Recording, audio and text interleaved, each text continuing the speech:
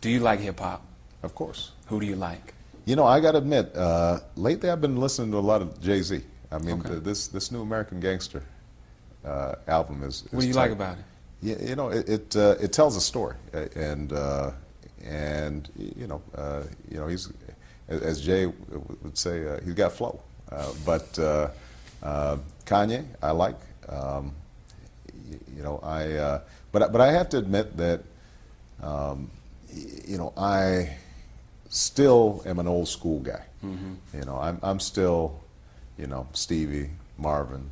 You know, if you look at my Classics. iPod, it's Earth, Wind and Fire, Isley Brothers, Temptations. You know, I mean, I've got a lot of that old school stuff. So, I enjoy some of the newer stuff, honestly, I love the art of hip hop. Mm-hmm. I don't always love the message of hip hop. Sure. There are times where, even on the ones that even with the artists I named, the artists I love, there's a message that is not only sometimes degrading to women, not only uses the N-word a little too frequently, but also something I'm really concerned about is always talking about material things. Always talking about how I can get something.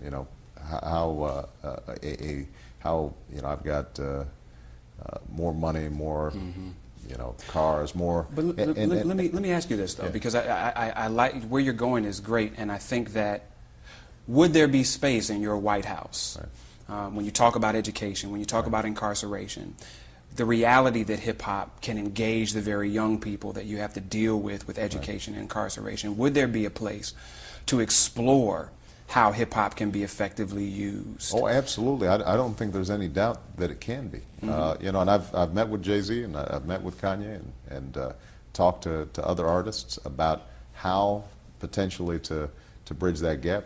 And I think the potential for them to deliver a message of extraordinary power that gets people thinking. I mean, the thing about hip hop today is it's smart.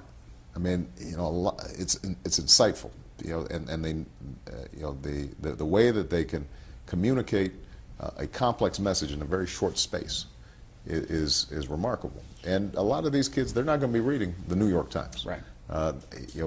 That's not how they're getting their information. So the question then is, what's the content? What's the message? I understand folks want to be rooted in the community. They want to be down.